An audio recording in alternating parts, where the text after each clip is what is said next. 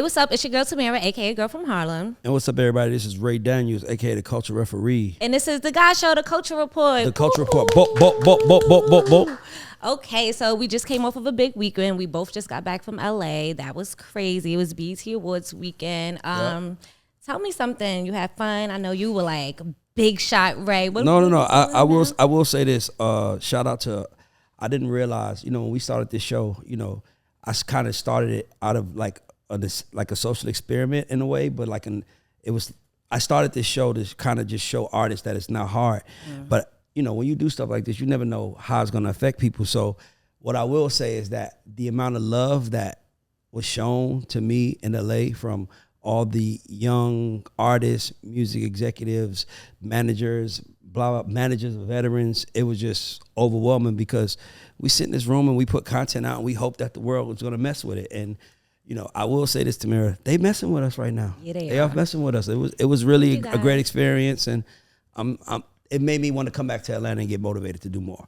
Because now I know people are watching. It's like, all right, let's talk. You know what? That really reminds me of when we started this show. It was kind of like we had a bunch of artists. It wasn't even a show. It was kind of like, come ask me a question.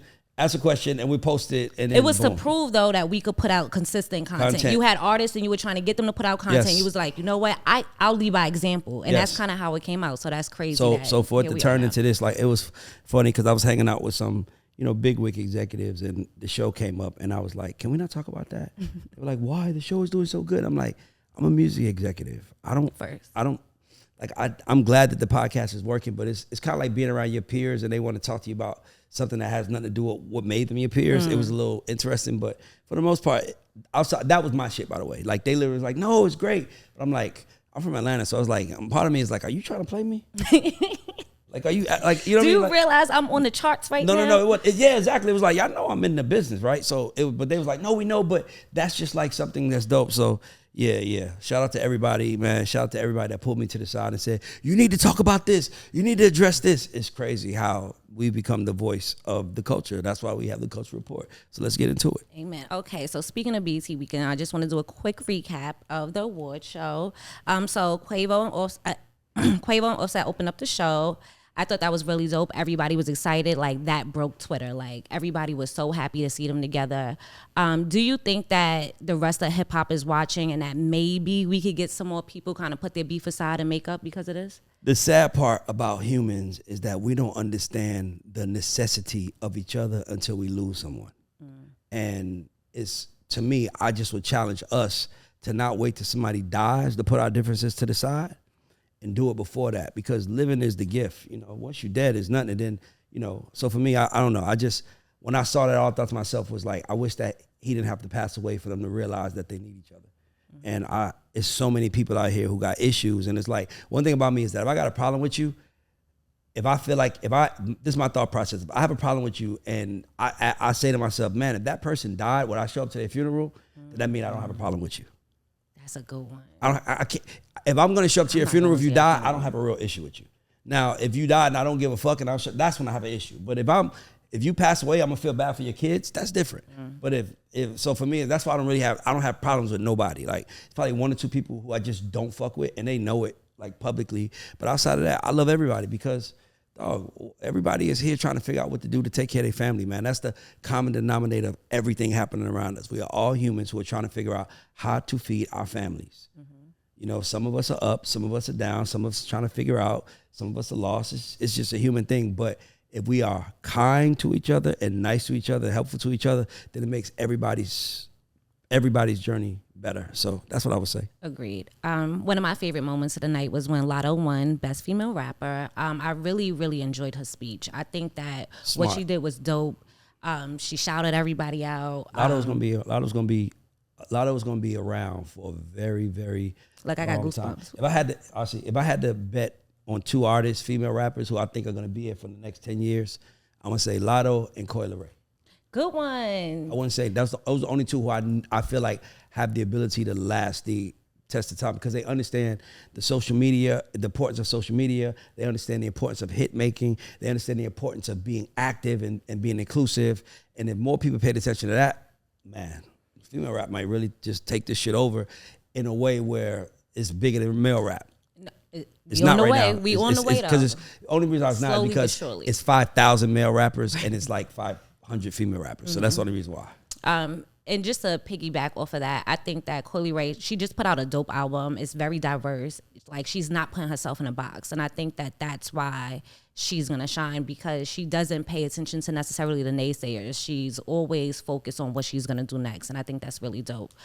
So shout out to her. Her outfit highlighted all the females, past and new. So I think that she's really bridging the gap. And she's trying to say, like, we're stronger together. And I think that that's a really good message. Yep. Busta Rhymes was honored with a Lifetime Achievement Award. How do you feel about that? What do you think his biggest contribution to hip hop is overall? I didn't realize that Busta Rhymes is the reason for the feature until he said it. And I was like, damn, that's real. When he said that, I was like, oh, shoot. You know, my only thing I say is that I feel, first of all, shout out to Busta. I love Busta. I just feel, I kind of feel bad for Busta because he's so important. But the game, for some reason, and like Jay-Z says, let's say I'm not animated like, say, a Busta Rhymes. I don't know if it was the animation part, because if you think about animated rappers, they never really are put in the top anything category. Like, Luda can rap his ass off, but he's animated. Big Sean can rap his ass off, he's animated. Busta, incredible, but he's animated. And I think hip hop has something against animated rappers, not taking them serious, putting them in top anything. Because if you think about, no one puts animated rappers in the top of anything, which is interesting to me. And I don't know why. But when I saw Busta, I was like, I'm glad he's getting his flowers, but he should have been got that. Definitely. Man. I agree with you. I think that, like, growing up, he changed a lot. The sound of music, the way music videos look, like, he was very entertaining all across. So I'm glad that he's in his message, the message that he had when he delivered his speech about, like, put the violence away, like, stick together, like, we're stronger together. I think that that was a good stage to be on to kind of deliver that message. So shout out to Busta. First of all, here's what everyone has to understand. The reason why hip hop is such a, I guess what you would say, a violent game, is because you're dealing with people who come from nothing. And all they have is hip hop as an opportunity. So when someone feels like you're stopping them from escaping the hood, the ghetto, wherever they from, that's when it becomes personal, and that's when they start getting gangster. Because I don't think, and it's weird because it's like, we don't talk enough about how much hip hop has changed the cards for us. Like, there wasn't a such thing as a black billionaire. Amen. Now hip hop, I mean, and if you look at the business world, I know Robert Smith, I know Tyler Perry, I know Michael Jordan, but even Michael Jordan and Tyler Perry, they still sports entertainment, media, you know. But if you Puff, Dre, Hove, Ye, Rihanna, you have all these people who have made it $1 billion in hip hop. So I think hip hop has matured now where it's enough money, and we got to express to these young kids that there is enough money. And just because you didn't get money today doesn't mean you can't get money tomorrow. So don't risk your tomorrow for some stupid shit today. Because we also are not talking about the sentences that just got it handed down. Oh my God, everybody got 15 plus. 15 plus, like these are dudes that are not gonna be able to raise their kids. These are dudes that's not gonna be in their family. And to be honest with you, it was dumb shit. It was shit that we feel like we have to do to get far. If that means standing up for your manhood, whatever it is, bro, we got to start showing these kids that you can get rich as fuck, being yourself and not having to be someone else. Look at Puff. Puff's not a gangster. I mean, he don't play. Right. He don't play. But he's also not. That's not, I mean, I don't think nobody sees Puff and is like, oh shit, he's going to rob me. Right. Same with Jay-Z. Same with Hope. Let me tell you a story. I was in the studio with a young rapper, and we was trying to sign him. And when I went into the studio, you know, I go downstairs and in his basement and where the studio is, and it's like 20 of his guys and everybody got guns. And the rapper is in the room rapping with a gun to the mic. Blah, blah, blah, blah. So, you know, I let him do his thing. But then I said to him, bro, let me ask you a question. Where do you want to go? Do you want to go to the top? He was like, yeah. I said, what's the top for you? He was like, Jay-Z. I was like, all right, cool. Let me give you some advice. Guns scare the money away. Literally, that kid, it's like something snapped in him. He said, oh. He looked around the whole room. He told everybody, put the guns away. We don't know. And the reason why hip-hop needs labels, their record labels, I'm telling you this. I know you love our music because you love the money you make from our music. But if you don't have people like me, like Steve-O, or like I can name so many guys like Blue Williams. I'm just thinking about Dallas Martin, all these guys in the business who actually care. If you don't have them in place, you are doing those young black rappers a misjustice.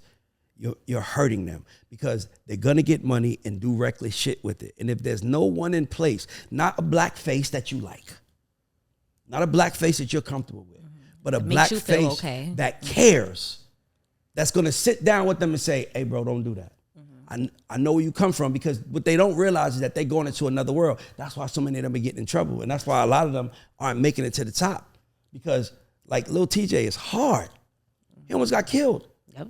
Over some stupid shit, but he almost got killed because you need people around these people who are like, hey, we can go to the party tonight, don't do this.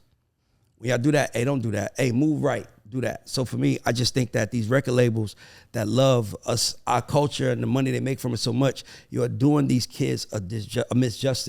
Is misjustice the right word? Disjustice. Okay, you're doing these kids a disjustice. But my question is, who would be the person that they bring in? So, because right now, like, the OGs are saying, these kids don't listen. And now the kids are like, I'm not listening to that old head. So where do we find this common ground? The kids don't listen to y'all because they don't believe y'all care. If somebody, I ain't never felt, I'm being honest with you, I've never felt a kid hasn't listened to me. Never. Because they know I genuinely care. A kid can tell when you don't give a fuck and you're just telling them what they need to hear. Like, I give an example. I signed this big rapper. If y'all put it together. Everywhere he rode, he had his girlfriend with him. So I was going to talk to him about it, but somebody at the company tried to talk to him about it. It was like, yo, you got that. He tried to reason with him. The kid said, I don't want to hear that shit. I'm bringing my bitch wherever I go. Like, he don't trust you, bro. He don't believe you, bro. You don't dress like him. You don't look like him. He don't think you understand him. So if he don't think you understand him, why is he going to listen to you? And the problem with these labels is that they have people who look like us, Tamira, but are really there to please them. And because they're there to please them, we're not getting anywhere. And until you have people that actually give a fuck, but here's the problem with that. Somebody that gives a fuck is going to say. Safe black person. Somebody that give a fuck is going to say something. Going to call you out. And that's what they don't want. They just want to feel good about making money and go home. They want to have that, oh, I don't have no guilt on me. I made my money. I'm going home. I empowered him. I gave him a check. Right. You knew what you was doing. They want the black person that's still going to push their agenda. You will not get, will anybody, let's look at it like this. Will anybody give a poodle, a big ass piece of steak this big, and then send him in a room, send him in a pit with pit bulls? Okay, I see. They gon' we like, the poodle has to, but we gave him a steak. You gave him a steak and you set him in a room full of pit bulls. What you think they gonna do to him? Right. But you have to think like that. And even if the kid doesn't listen, you can warn him. Yo, look, you don't have to listen to me, right, but I'm letting you know right now, you take that big ass piece of steak over there, they're gonna eat your ass alive. Now, when they eat you alive, and you come back to me, then I can say, are you gonna listen now? And they will. It's too late now. No, but they probably will. That's what I'm saying. Like, parents you can't tell your kids what to do, or you can't educate someone what to do by telling them what to do. You have to teach them why they have to do it. Yo, bro, you shouldn't do that, and here's why. Because this can happen, this can happen, this can happen. If you don't care about that, hey, bro, that's on you. But if you do, be careful. I think it's about putting it in a digestible way for them to get like something that's relatable to them, that's not too far stretched. By the way, this is why I was arguing with you, and we was arguing. We was arguing our last show, because what you have to understand as a woman, and women I guess don't think like this. There are consequences in the world. Women don't think like that. Every action has a reaction. Yeah, but when you said Sukihana's better wherever she wants and not get like harassed, and I mean, logically that's correct. But realistically, but a father knows what's really gonna happen. No, my mother always said, if you dress like a duck, you quack like a duck, niggas gonna treat you like a duck. And so that's all I'm saying. But my thing is that we have to start saying that. It's like when women say, "Why are you comparing us to?" Baby, you rapping. Rapping is a sport. You can't come rapping and say, don't compare me. Right. That's the whole point of rap. Rap is a sport. Rap is not like pop music. Pop music is entertainment. Right. That's why it's popular.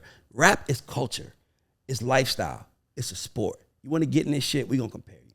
Amen. So we Be got ready to start for it. understanding the consequences that come with our actions. I just want to stress that. Okay, so overall, the BET, I think it was a dope award show. I think that it honored the old, the new. It had a little bit of everything, ratchet, class. I think it was a good balance. That was one of the arguments I was having on the internet with people because I was saying, y'all want people who were in the hood last week to show up to the BET Awards and have full grace and know how to work a red carpet. And being that they took away that kind of sector of artist development, these kids are literally walking out the projects, getting in a limo and going to the BET Awards. So But artist development is not what it used to be. Tiana's bringing it back. No. But Tiana, that's a portion of it. By the way, shout out to Tiana. That's a portion of it. Artist development is about teaching someone how to live the lifestyle.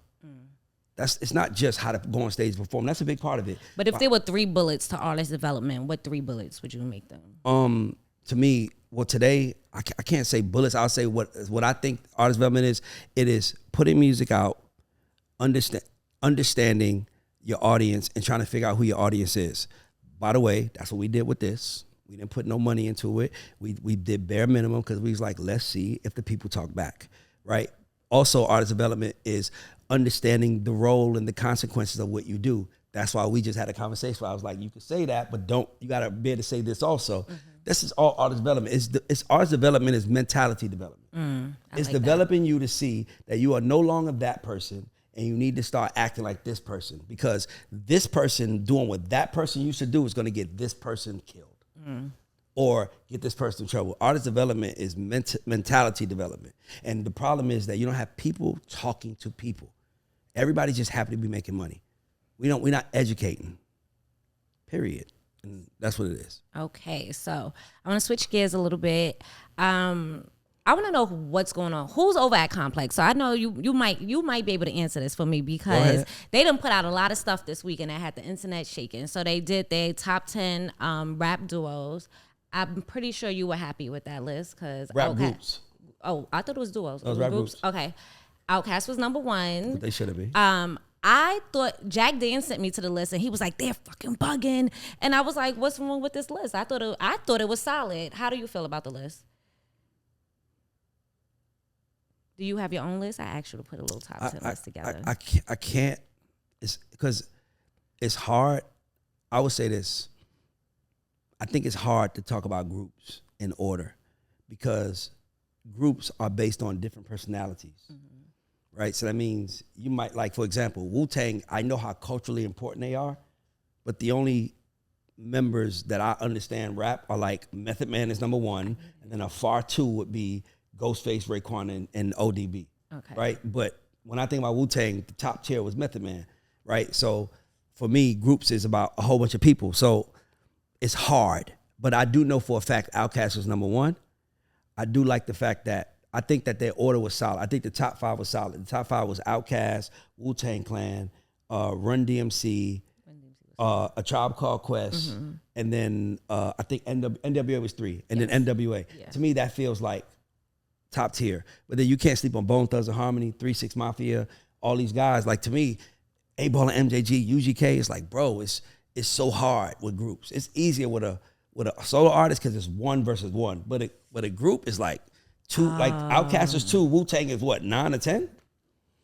You know what I mean? Like, it's like, so you got to factor in so many things. But I would say, if I had to say, number 1 would be Outkast. I'm going to try to do it. Number 1 would be Outkast. Number 2 would be Run DMC. Number 3 would be, I'm going to say NWA. That's good. NWA. I would say number 4 is, and by the way, don't kill me, guys, because it's a whole lot that you could say. I'm going to say, me personally, I know A Tribe Called Quest music is probably more important than 3 6 Mafia, but 3 6 Mafia is the shit. So they would be in my top 5. Okay. And then I think the 5th one would be, I'm going to say the Migos. That's what I thought they were missing. The Migos are incredible. Like, the Migos are better than all these groups. They killing it.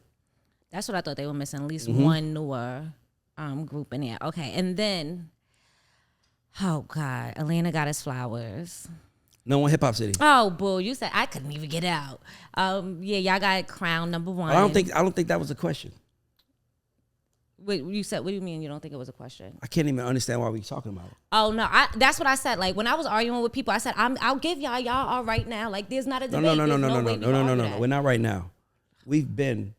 First of all, we just said who was number one group? Outkast. Outkast came out in '94. Y'all were making a little. That's ripple. 29 years ago. Y'all started making saying, some noise. That's 29 years ago. Outkast came out. Outkast 29 years later. You can't say a group better than them. You can't tell me Atlanta doesn't run shit. Period. Atlanta has been running the music industry for a long time, and it's because of our culture. Now, I understand New Yorkers, y'all might feel like y'all more talented, but y'all hate each other. You know, I'm pretty I'm pretty sure y'all are way more better wordsmith, you know, lyricists. But in Atlanta, we can hate each other in private. Like it's people who I don't like, but I don't feel the need to say their name because they from Atlanta. I always say New Yorkers only get along outside of New York. Like we don't get along for nothing else, but unless we got to stick together for New York. But something I found interesting was we had an argument about who should have been number 3. Because I believe they have Los Angeles as number 3, and I didn't see the list. Tell me the list. Tell me it starts number 1, of course, y'all. Number 2, New York. Number 3, Los Angeles. Number 4, Chicago. Number 5, Houston. Number 6, Orlando. Oakland. Excuse me. Oh, what? No disrespect to Orlando. Orlando. Hold on. 1 is Atlanta. Number 2 should be New York. Number 3 should be Memphis. I would have put. I don't mind. Nah, I'm not gonna say. I'm gonna say Memphis is number 3. I would have put Memphis. I'm gonna say Memphis is number 3.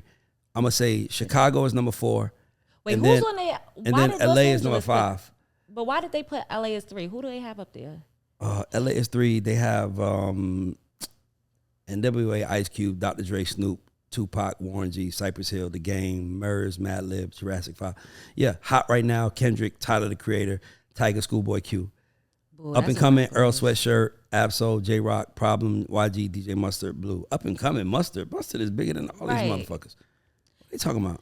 That's what I'm saying. Who's over at Complex? So New York, up and coming, Action Bronson, Joey Badass. Joey Badass and Action Bronson been around 10 fucking years. That's what I'm saying. Azalea Banks been around 10 fucking years. How do we say these are up and coming rappers? Is it because they didn't hit a certain pinnacle yet? Is that what they mean by up and coming? Because these people right have now, been in the Waka game. Flocka, 2 Chainz, Future, Waka Flocka, up and coming talent. Young Thug, Waka Flocka is hot right now. Young Thug is up and coming. Trinidad James. I'm trying. No disrespect. No disrespect to Complex. I don't know y'all. I don't know, but call somebody. Please. Me and Tamara are open. Phone a friend. Just somebody in the room, like not based on the city order, but based on the up and coming. Somebody's in the room that's like, "Whoa, Young Thug is up and coming, isn't he?" Like, what? No he can headline a tour, bro. What you talking about up and coming?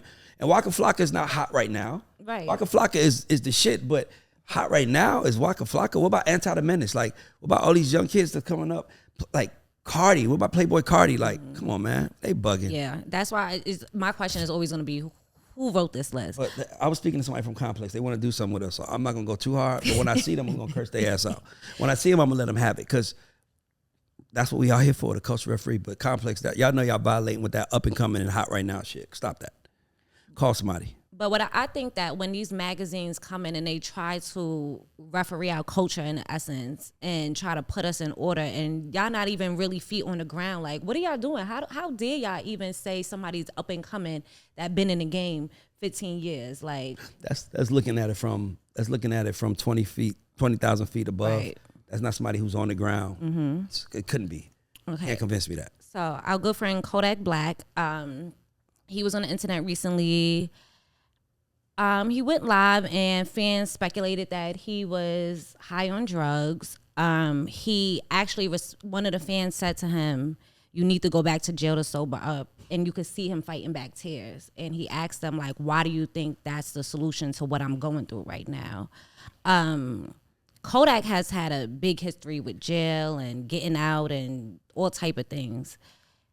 Who around him right now do you think should be the person to intervene and take control of his career? I don't know. I don't know. I know Orlando signed him, but I know Orlando left to go to Capitol priority. So I don't know. I mean, man, the problem is, man, we need people that they respect in power. If we have people who the artists respected in power, hip hop will be making 3 times the money it's making now. And it would be 3 times as versatile. It would be everywhere if you had right people in power running shit. So where do we need to put people at more? It's not a knock. It's not a we. Where do we need to put people? We. No. I know what you're saying. We can't put nobody nowhere. People that don't look like us control our culture and the money. And that's just the truth. Mm-hmm. So, you know, you can be a mom and pop shop like we are and you figuring it out, get it out the mud, but we don't control anything. Okay, so you're somebody who has managed artists. So when you have an artist, how much control do you really have over how much an artist goes live, put out there, what they share with their fans? Like, can you really control that as a manager? If you have the relationship. Like, so if I started managing a superstar right now, like, I'm gonna have to shut all of this down and do Zooms because I have to show that artist that you are my priority, not you're one of my priorities. Because if I'm not gonna show you I'm gonna show up for you, then I can't get mad when you don't show up for yourself. So I'm gonna show up for you, but you gotta show up for yourself. It's setting the example. That's what it is. I'm telling you, man, the thing that we're missing is people in power who understand. Like, I know people don't like them and I'm only using them, but if Dame Dash was the old Dame Dash in power, hip hop would look different. Sure would. Because he made us think, he made us see everybody's story as important. Jay-Z is important, but Kanye's story is just important. Beans is important. The Young Guns is important. He made you see them as important. If you ain't gonna come show up for Jay-Z, if you don't come show up for the Young Guns, don't come show up for Hov. If you don't come from Beans, don't come over here for Ye. Like, he understood how to make you see his shit as important. We don't have that no more. Now we have people that's like, here's a check, go do whatever you want. Hope you don't get killed. Wink, wink. You know what I'm saying? Like, that's what we have now. And based on that, look what we have. No number ones from hip hop in 2023. By the way, he's talking all this shit. Guess what, guys? Currently, the number one, the biggest rap song in the country that's number 5 on Billboard was written by my guy. So I'm not just talking shit. I'm actually living it. And what is all my life about? Being positive. That we never thought we would have got that from. There is a way to make great music that is true to you, but it's not street killing my ops, all that other shit. And it's digestible on all platforms. You open TikTok, it's on there. You listen to the radio, it's on there. So that's my point. Good music can be everywhere. But there are people that understand how to do it. These A&Rs do not understand. They don't. It's okay. I didn't understand until I started working for L.A. Reid, and he taught me the importance of treating artists like they're important. How far you get when you treat an artist like they're important. Yeah, he don't know he's a superstar yet, but treat him like he's a superstar, and then he'll eventually start acting like one. L.A. was paying Future millions of dollars when he was singing, I go to the moon, I go to the moon. Nigga, now he's one of the biggest rappers of all time, but L.A. was paying him millions and millions and millions of dollars back then. He was paying Travis Scott millions of dollars before he became Travis. Yo Gotti, millions of dollars before he became Yo Gotti. He made them feel like, I'm in it with you. Here's some money. Here's some support. Now go take over the world. And guess what they all did? Took over the world. Who the fuck else is doing that? I was just gonna ask. These other labels are saying, here's a check. Bye. I'm going to go eat with my kids. LA would give you a check and say, now let's go to dinner. What's the plan? That's why he had artists selling so many records and doing that stuff. With Jimmy Iovine, same way. Jimmy Iovine would go out, hang with his artists. How many CEOs you see right now going out to the club or going to a game sitting courtside with their artists? Do we even see that anymore? Right. They don't want to be with them. They just want the money. They just want the money from them. I keep stressing it. And that's okay to be a capitalist. But if you're going to be a capitalist, there needs to be some kind of community, some kind of service, some kind of something to say, I have to still surround these guys with love that they're going to need to grow. Hire OG, pay him $200,000 a year. Hire fucking Carol One, pay him $500,000 a year. Like, hire somebody who can go in the room and say, hey, bro, that's not cool. I've been there before. Don't make that mistake. You're making hundreds of millions of dollars a year. Why you can't set aside money to pay? Like, they don't want, because they benefit from the trauma. The trauma, they want the trauma there. But I know trauma is there, but I also am smart enough to know how to take your trauma and turn it into something positive. And now your trauma, we're benefiting from your trauma, but you're also benefiting from it too. And the music feels like medicine, like all my life. It feels like medicine to the soul. I love that. It don't feel like I'm here to stab you and kill you. It feel like I'm here to put medicine in your soul. That's why it works.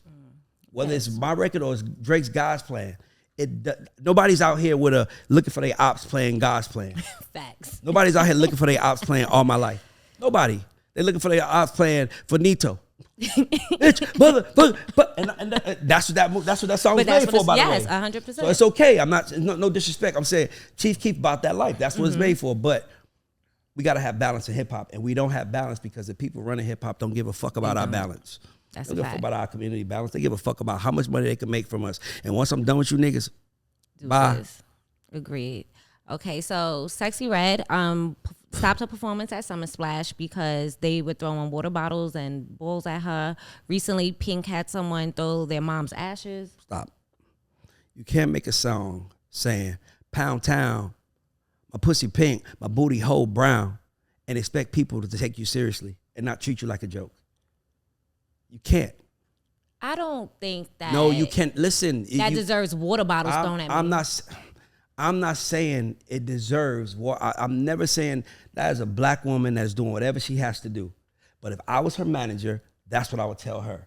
That comes with the territory. The same way you can't be on the internet right now talking shit like you and I do and not expect somebody to run up on us and say, this is how I feel. Mm-hmm.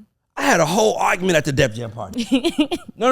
Remember, I had a whole argument, y'all, at the Def Jam party. Some dude that has a page called They Got Range. This motherfucker was like, you had to take about hip hop and this and this and this. You know, he said R&B and how R&B singers can't be toxic. And we at the bar at a party having not like but like I was like, he's really mad. And I was like, bro, we should talk about it. He was like, I don't show my face. I said, well, that's why I ain't gonna change. I'm showing my face. No, I'm showing my face. They don't want to stand on it. That's why. But my thing is that I also understand where he's coming from. Purists just means your purest moment in your life and when it meant something to you. It doesn't mean the purest moment of the actual music. Like, he's like, I'm an R&B purist. Oh, you are? Okay, cool. So then tell me about Earth, Wind, and Fire. Tell me about Luther Vandross. You're an R&B purist based on when you was a kid, what R&B meant to you. Right. That's cool. But what I'm saying is correct too. Mm-hmm. And he was like, I don't agree. I don't care. That's my point. I know by putting this mic in my face and saying what I'm saying, somebody's not going to like it. Right. You can't please everybody. Listen, we still have people on that VSGENT page calling me an idiot for my narcissist versus humble conversation. I thought that was such a good point. No, but I'm saying that's the people, 20 pieces of content ago. And people are still like, here's God. I don't care. I know what I said and I stand on it. I stand on what I say. You stand on what you say. We'll see who life ends up best in the end. That's what we could do. But I do want to go back though.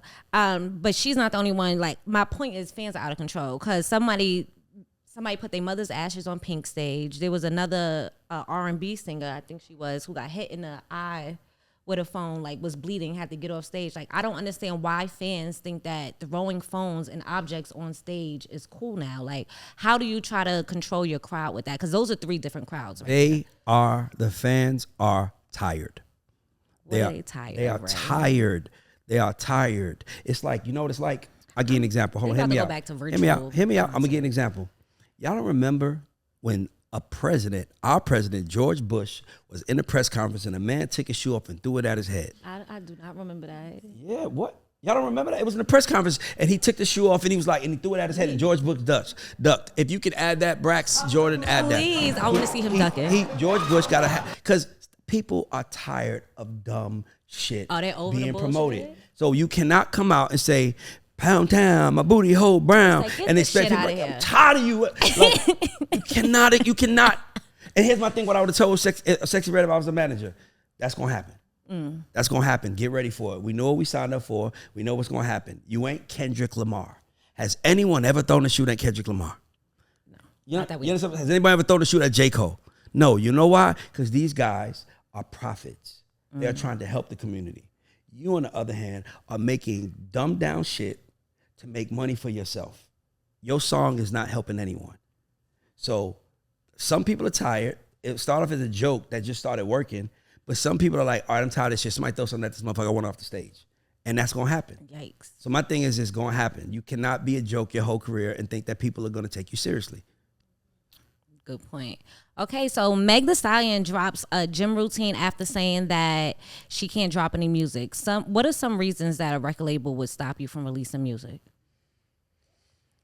Legalities. If you're having legal issues, they might stop you. you know, sometimes they might stop you because they don't like the music. I mean, it's so many reasons why. I mean, sometimes they can stop you because, you know, you out here, you know, doing things that go against what they think you should be doing. And it's like, we're not putting that out. I mean, it's so many reasons. They can, I mean, at the end of the day, they really can't, but they can Wouldn't say they want you to put out music so they can make money? Like, why wouldn't they do that? I said, wouldn't they want to put out music so they can make money? Like, what is the purpose of preventing an artist from dropping music? Because they don't think it's good. Oh, okay. And they don't think it's gonna work. That's and they don't think it's time. I mean, like, do you ever know the story about Usher on his 8701 album? He put out this song that he shot a whole video for called Pop Your Collar. Hey ladies, hey fellas, because they're jealous. Pop your collar. Y'all know that song, right? No. Exactly. They shot a whole video for it, paid crazy money for it. LA saw the video and said, this ain't it. Scrap the whole thing. And then scrapped the whole thing. And then he went and recorded You Remind Me with Jimmy Jam. And now we smoking. And now we hot again. There we go. So, I mean, you know, it's just that. That's just a story. Okay, speaking of Meg Thee Stallion, Erica Banks says that she's no longer with record label 105. And after calling the label, she's not with them anymore. Really? After calling the label out in an unreleased snippet, she said that they owe her some money and they're greedy. We seen this coming, sis. Like, no, that's not fair. That is not fair. All right. Why isn't it fair, right? Because artists only see the world through their perspective. Artists only see the world through the perspective, the lens that they have. So they don't realize that this publicist costs money. They don't realize it's bodies in this room right now. Those bodies cost money. Those bodies are costing me, and I'm going to make my money from a percentage of you. Now, if 1501 wasn't doing nothing, and I follow Carl Crawford. I watch him. Matter of fact, Carl, come to the show. I want you to come to the show. I follow him, and I watch him. And that man is really out here spending money on lots of acts. So it's sad that these artists have a lack of understanding. And don't get me wrong, I'm not saying that it's fair for you now, but you know when it wasn't fair for him? When you wasn't working and he had to spend all his money, knowing if he wasn't gonna get it back. That's when it wasn't fair to him, and he was okay with that. So now that you're winning and it's not fair to you, you should be okay with that. Just for a season, and then you can change it up once, but like that. But here's the crazy part I would say. A lot of artists don't last because instead of, like, y'all understands that Cash Money and Lil Wayne fell out after Lil Wayne was a global superstar selling 1 million records a week. Imagine if Wayne was worrying about his deal with Cash Money when he was 17. You think Wayne would be Wayne today? Right. He wouldn't have been. Y'all be so busy trying to stop y'all business that y'all be so busy trying to fix y'all business that y'all stop y'all business. And now your business is stopped, and now you're wondering why you ice cold. Hey man, do what made you hot. The business will figure it out itself. Once again, I was in a bad deal with our city for 9 years. I did not know until a lawyer looked at it and said, this deal could be better. What is this? That's my point. But guess why a lawyer was able to look at it 9 years later? Because 9 years later, we were still hot. And that's how you want to change your deal. Stay hot, get hot, do what it takes to get hot. That's what Megan Thee Stallion did. She went and got a team in Rock Nation and stayed hot while working on her shit. That's how you do it. That's really good advice. So Cardi B's at war with this blogger, right? And the blogger has been going crazy, putting out all type of information saying like Offset's cheating on her, and then Offset. I wish I was Cardi B's manager. Not for the reason of making money, but for the reason to tell her, why do you give a fuck? How are you a wolf worrying about what a sheep is doing? I just don't understand why she even gives Tasha K the freaking time of day. Because just because you have millions upon millions of dollars doesn't mean that you have changed. The money don't change you. You got to decide to change yourself. So my only thing I would say, Cardi, please. Like, not only that, Cardi is such a star. She's probably the biggest star we've had in music since Rihanna. Female star. She's that like star, not like just talented artist. Cause like Doja Cat is a motherfucker, but Cardi B she has a better personality than Doja. That's what I mean. She's like you don't even have to like Cardi music to love her. Right. She's you don't have relatable. to like her. She's relatable. She's okay. But what I'm telling her is at some point in time, she has to accept that she's made it and accept that the only people who are talking bad about her are people who are trying to make it. And if you give them attention, you give them light. You give them light, you give them what they want. And I just wish that I was working. I would tell her, why the fuck do we care? That's like a homeless person out there saying, Ray, I don't like your outfit. Oh, why do I? You don't. What do you want me to do? Right. You don't affect my life. You don't care. It could be it don't have to be a homeless person. It could be somebody next door. I don't care. You don't affect my life. That one voice does not affect How could Cardi hear that one voice over the 100 million voices that she has that follows her? How many? Let me see how many followers Cardi B has. Like Cardi B has 168 million followers. And I said 32. Damn. You have 168 million followers, and you weren't about what one person is saying, bro. Wait, I'm about to start a Cash App. All your followers, send me a dollar. There will always be somebody that has something to say. Of course. But my question was gonna be, do you think it's possible? Why are you looking at me like that? Go. Do you think it's possible for people in the industry to be faithful to their partners?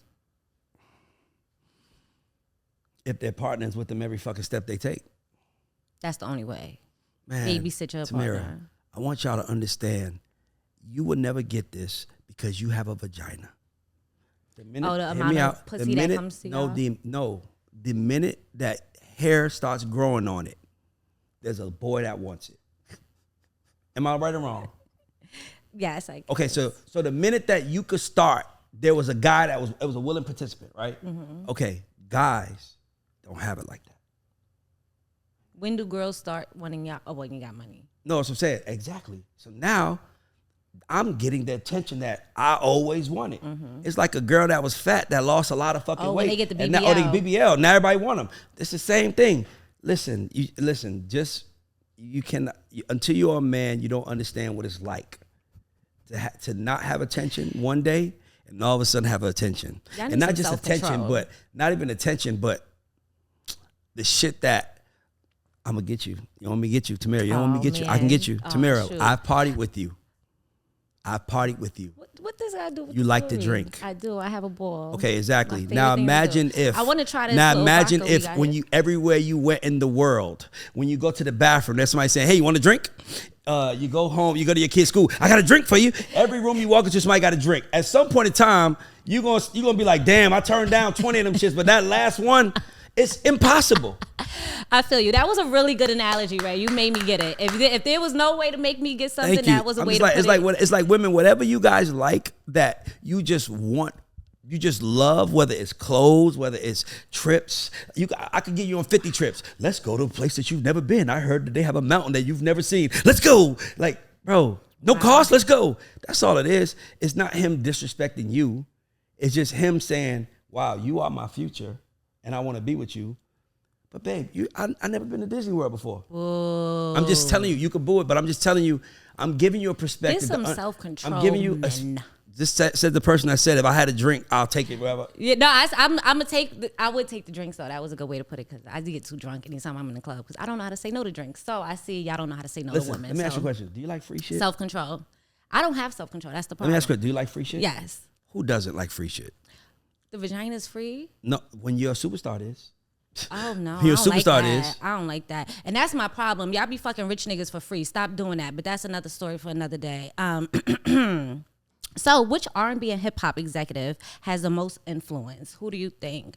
I have a list here, but I know that you looked at it. Who do you think right now is in a music exec that has the most influence? Let's do the most influence in Atlanta. I think no, I'm not gonna do that. I think the most influential person in the hip hop from an executive side that can make everybody come together. I literally call him the Dalai Lama of hip hop.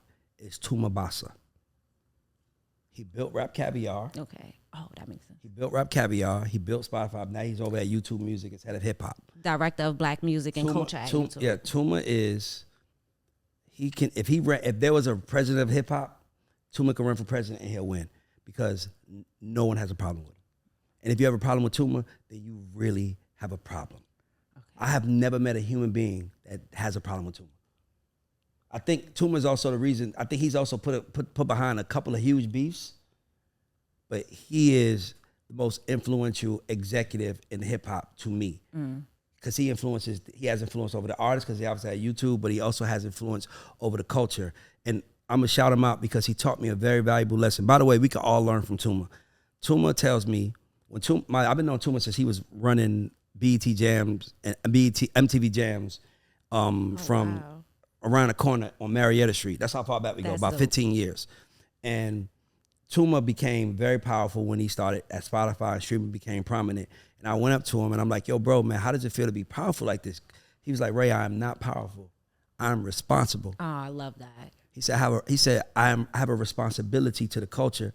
And I just looked at him, I was like, man, I just want to hug you, bro. Like, who the fuck talks like that? And ever since then, I looked at power differently. Power is a responsibility. It's not something to abuse. So I would say Tuma. Shout out to Tuma. Drake announced a new album. What type of music are you looking for? Because I know you said you want some growth in his music. What are you looking for from the new album? I want to hear him say something different. I want to hear what he's talking about, his struggles, all the shit that happens. I just want to hear him be honest. I don't care about who you are. Everybody has struggles.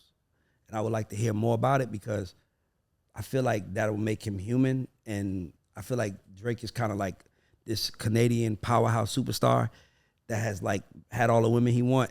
And I feel like at some point in time, it gets old. Mm-hmm. I haven't had nearly as many women as him, but it gets old to me. It's gotten old to me plenty of times. So I would like to hear it got old. I like to hear that you grew. I like to hear that. And that's what I would say. Okay, so Pusha T and Jim Jones are beefing, right? So the Louis Vuitton fashion show happened in Paris this week. They happened to drop the diss track, Pusha T's diss track to Jim Jones. Jim Jones responded. Where do we think this is going? Who do we think? It's not going to go nowhere because Jim is in his 40s. Pusha's in his 40s. What do you think 2 40-year-old men is going to risk their life to have some words? It's just, hip-hop is a sport. It was built on that. That's what it was built on. I'm okay with that. It's not going to get nasty. They're too grown to get nasty. It's not. And, Pusha, it's weird Pusha is just an interesting artist to me in the first place because, he's so connected to like such a luxurious rap, caviar type vibe, but he's never really sold major records. Exactly. He's never really had a hit. Yes. But because he's the only guy that was signed to Pharrell and signed to Kanye. Right. Those are two greatest producers, and put Timbaland in there. Those are three greatest producers of the last 30 fucking years. Like, who can beat that? Like, that was one of the arguments was because of course on surface Pusha T is the better lyricist, but Jim Jones has had more hits. And then it came to like Jim Jones had more hits. I believe so. Yes. Like they said, nobody has ever gotten a car and said put that Pusha T on. Like that's not happening. Well, nobody. I feel like James has. I feel like JoJo has. What Pusha T song would you be? No, like, put that I shit feel on? like this. Are y'all Pusha fans? You're a Pusha fan then. Perfect. See, there you got somebody that says JoJo's saying absolutely not. He's saying Jim Jones. Yeah, JoJo's Haitian though. He probably like on some other shit. The fact of the matter is, if I had to pick a catalog, I would have picked Jim Jones' catalog. If I had to sit in a car for a 3-hour ride and I was like, whose music are you going to listen to? I'd rather listen to Jim's than Pusha T. So I just like Jim as a person. And I like him as a person as well. So I just like him as a person. I just like Jim as a human. I feel like Jim is one of the most realest, honest niggas in the business. He's never tried to be something he's not. He knows what he's great at. He knows what he's not great at. He doesn't. So I love Jim. And I just can't believe that. Like, what if somebody said the God Show wasn't a dope podcast? I don't feel a need to respond. I'm actually glad that they mentioned it because I feel like somebody gonna say, let me see how bad it is. It might go look at it. It might go look at it. So for me, it's like, you can talk good about me, bad about me. I can't even imagine entertaining someone feeling the way about me unless they affect how my family eats. Okay, Pusha T should be thanking Jim Jones no, he should be. No, seriously, because Jim Jones made us question, is Pusha T a top 50 rapper? Damn, I never thought about that. Now we thinking about it now, right? Can somebody out there say is the God Show a top 10 hip hop podcast? so one nigga be like, hell no, they not even top 300. I'm cool with that, but I'm just saying. Make sure our ratings go up a little bit more. People sure. start searching us. So I want to we're going to switch to some music questions. I have some questions about beat packs and hip hop. How are beat packs affecting how music is made in hip hop? I think beat packs are the reason. I think beat packs are the second biggest reason outside of executives not being in this place. I think beat packs are the second biggest reason hip hop doesn't have a number one, because pop artists get produced, R&B artists get produced, country artists get produced, rappers are not being produced. So guess what's happening? The quality of the songs are going down. Why aren't rappers getting produced? Because they want a beat pack in the room and they don't want another voice in the room, but they're gonna do the same thing over and over again. So I think the concept of beat packs is killing it, because now rappers are like, man, I can just get a pack, just put in the room with a whole bunch of beats. You at the mercy of that. But if you're in a room with a producer and he's like, yo, I hear, a song is like a movie. I hear you on this song doing this. A rapper might not have ever seen that come from himself. Like Noriega would have never did fucking Super Thug if he didn't have Pharrell in the room.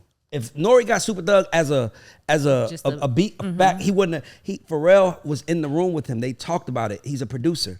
So beat packs are killing the producer, and the producer is not able to produce the rappers, and the rappers are not making hits because they're not being produced.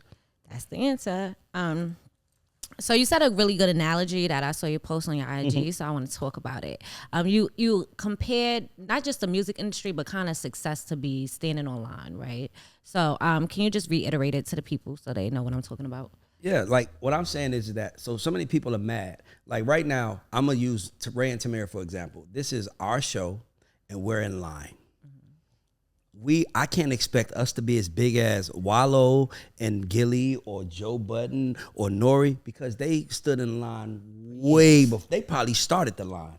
And we're in line. So everybody is standing in line. Now you can either stand in line and wait your turn, or you can pay to skip the line. If you pay to skip the line, you better, when you get to the front, you better be ready, because if you pay, you just lost money. That's why so many artists are frustrated, because they're paying money to skip the line, but they didn't do the work while they were in line in the first place. They just want to skip the line. And then the third one is you can stand out in line. That's what the God Show is doing. We're standing out in line. We're not just, so we're in line, but we're also doing things to help us stand out for people to see us. So hopefully people can tell other people about it. Because the hip hop, because it's fucking 3.5 million podcasts active right now. Jeez. How the hell are we going to stand out? How can we, by the way, we are in the top 100 right now. But how? We standing out. We're making content that's true to us, and that's why it's working. Simple as that. Amen. Do you think that you could put out too much music? Meek Mill said that he's about to drop 4 new albums. Do you think there's such thing as putting out too much music? Yes and no. It depends on you. Biggie was the kind of artist where if he made a song, he put it out. That's why he only had 3 albums, because that was a double album. Wayne is a rapper who's in the studio making fucking 15 songs a day. So if you Wayne, you should be putting out more music because you're making more music. So I think you put out music based on the output of how you do it. But if Meek Mill got 4 albums, why the fuck not? As long as all 4 albums ain't the same. As long as you, all I would say to whoever's gonna do that, just make sure that the songs on album 1 don't fit the songs on album 3. If I can match, that means you're just giving us a clusterfuck of record. Put a full project together. I see what you're saying. Sure. So there's a new group being pushed. I just learned this from the BT Awards. It's called Flow. Do you think that girl groups this age can be successful, and what would they need to do in order to be successful? They calling us to work with them. I think so. I think it's easier for groups. They know who to call. I think it's easier for groups because one thing about groups is it doesn't matter who you are. You just got to connect to one person. So if you have a group, it gives you more opportunities to connect, for the audience to connect to someone. That's why BTS is so big. It's 8 of them. Shit. It's 8 of them. Like, you know, so I think groups can work. I just think it's about catching them at the right time, because groups break up because wives come in, husbands come in. I mean, look at the Escape shit. It's not a problem with them. It's one girl standing with her husband, and another girl I'm standing. It's just so hard to do a group, because once people, as you get older, you want to be more of who you really are. And if you're a successful group, you got money, so you really can do it. So I think it can work, but you know, it just you got to catch them at a really early age. That's what I would say, or you got to catch them at an audition and control the whole thing like they do BTS or like Pussycat Dolls was. You got to do that. Okay, so I want to go to the American Black Dad Corner. This was all over the internet this week. A 14-year-old killed a guy in defense of his mom. So his mom went into the store. She was trying to order food, got into an argument with the guy. The guy said several times that he was going to knock her out if she kept speaking to him. He ended up pounding on her about 3 or 4 times, and then the son intervened and shot him. So here's my thoughts. First of all, shout out to the DA in Chicago for letting that kid off. Amen. Here's my thoughts. If that man hit that one, first of all, that was the most, come on, bro. Like, say one more word, I'm going to punch you. Like, that's a woman, man. I don't understand why nobody else in the room said something. I was about to say something. That's another thing. It's hard. It's hard because you don't know the scenario. But my thing is this. If a woman gets hit, it's 4 people who can kill, and it's okay. If I saw a woman get hit like that, if her son, her father, her brother, or a family member, cousin or something, if you hit my mom like that, I am killing you. And I'm 14 and I know I can't beat you. I am killing you because I don't know if you're going to stop. I don't know if you're going to come back. And not only that, you will not hit my mother. I'm going to kill your motherfucking ass. So what I'm saying to you is that I'm glad that kid got off. He shouldn't even, I'm glad his mother got off. Fuck that. And I hate to say this, but based on who shot him, he deserved to die. Like if a stranger shot him, I'm like, damn, that was just fucked up, you know, all that shit. But you hit a woman like that in front of her 14-year-old son and he got a gun on him. I can't even imagine it. You deserve to die. Like I get tears in my eyes just thinking about it because I can't imagine watching my mom get hit like that. I can't imagine by somebody you don't know, and like she's just trying to get food. Like the trauma, like what did you think the outcome of that was gonna be? Like that, it's just as a community though. Like overall, men need to be able to control their emotions a little bit better. And that woman should not have been able to get that man that upset that he felt like he had to get there. Listen, he deserved to get killed. You beat up a woman in front of her 14-year-old son, and he had a gun on him. In Chicago. He had only one option, and that was to shoot you and kill you. Because I could shoot you, but you're still big. What if I don't kill you and you get up and still hurt me? He deserved it. And I hate to say that because that's not even my spirit. But watching the video of him saying, like, if she hit him and he hit her, that's fucked up. Or watching the video of him saying to her, and the crazy part is that she wasn't even loud. Yes. She wasn't loud. She wasn't aggressive. I couldn't even hear what she was arguing about. But for him to say one more word and I'm going to punch you in your mouth. And then he cocked back. He hit her with all his more might. Than once. Ooh. Nigga, you deserve to die. I'm sorry to your family. I hate to be that person in your family, but I'm telling y'all right now, if that was one of my cousins or one of my family members that did that, I would have felt the same way. He deserved to die. You should never put your hands on a woman, especially the way he did it. Yeah. Come on, man. Come on, man. That kid was scared to death. That kid killed him out of fear. That kid didn't kill him out of vengeance. He killed him out of fear. And he deserved to get off. Shout out to Nicki Minaj for offering his college tuition. So hopefully his future, this will not determine. By the way, we need more of that in hip hop. Right. Like every rapper should have a fucking college fucking what they call it? Sponsors not tuition. College scholarship fund for every high school that they went to. Amen. You should. Like we gotta start, hip hop has to start paying back.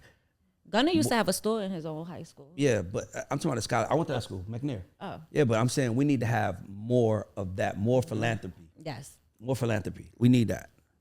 If any of the hip hoppies want to help, I have a nonprofit called With Love from Harlem. I'll help y'all. Anyway, so since we're in the American Black Dad corner, Jaden Smith recently came out and said that his mom introduced the family to psychedelics. Good for her. Okay. Good for her. So how do you feel about self-medicating as families? Not self-medicating. I will say this. I have really bad anxiety. I don't, as much people don't know, I'm an introvert. I'm a Virgo. I'm an introvert. Like I don't want to be around. Like I hate large crowds. So me taking edibles has allowed me to be relaxed in that scenario. I love when you're on edibles. Everybody does because I'm more relaxed. I'm not I DM'd him that I'm more relaxed. I'm not as uptight. I'm not as concerned about what's happening around me. So to me, it's like I think that it's all about educating. Because if I would have heard that and I didn't try it, I would be like, what the fuck? But because I know how much it's helped me, I'm like, shit, good for her. I hope they was 18. Right. That's where it gets sticky. We don't know. Okay, so somebody put this in my DM, so I gotta ask you. This is something that they wanted you to talk about. When a girl comes to a man and tells her that she's pregnant, but he isn't sure if he's the father of the child, how should he approach that situation? Just like you just said, is it mine? Okay, so I'll be more transparent. My homeboy, he got a girl pregnant that he was having sex with, but they weren't in a serious relationship. And he was like, how do I know this is mine? Because I'm pretty sure you're fucking somebody else. Why are you fucking her raw if you have to question if she gets pregnant, is it yours? There he goes. That's the dumbest. Like if men don't have self-control. if I'm hitting you raw and you get pregnant and I got to question if it's mine, then I should be questioning my health also. Like shit, maybe you gave me something else. Because what is it? What's that guy got? It's the dumbest shit that men do. The dumbest shit they do is question it, because then you get to question their judgment. Right. Like, so you're going and roll somebody you don't even. The condom broke? No. So you hit it raw and you're mad that she's pregnant and it might be your, or it might be. So that means you're saying she might be fucking someone else raw like she's fucking you? Right. Oh, wow. So and you might have what he has? took that risk, right? Come on, man. That's the dumbest shit. But during the pregnancy, like, how involved should they be before they know 100% if they're the father? It depends on the relationship. I'm telling you something. Certain things I can't comprehend. That's like if you said to me, Ray, if you were in jail, what would you do? Right. I'm like, I would never be in jail. Right. Can't even go I there. can't even imagine it, because I'm not going to do nothing to do that. So when I hear this, it's like I couldn't even imagine a girl being pregnant by me and me being like, oh my God, I don't know if it's mine. What should I do? Baby shower? No baby shower? It's like, bro, it's like I don't want those problems. I'm not going to have those problems. And if I don't think it's mine, then I'm not entertaining nothing until the baby comes, and then we go from there. And if that, then I'll probably be the most guilty-hearted human being. I'll probably be buying that kid everything in the world, every chance I get, because I thought that. So, yeah. Okay, so I want to go to the movie real quick, and then I'm asked the closing question. So, Angela Bassett is getting an honorary Oscar. How do you feel about that? That feels like, what they call it? What they call it, y'all? Charity. Yes. It really does. She deserved the Oscar for What's Love Got to Do with It. She deserved an Oscar for her role in Black Panther. Angela Bassett is a black monument. Amen. She's a living legend. So it's like, we can't help her win, so here. And that's haters. Like, I don't think it's haters. I just think it's people that just know we don't want you to have the big moment, so we'll give you this charity. Give my sis a big moment. Okay, so my last closing question is, if you could free any rapper, which rapper would you free?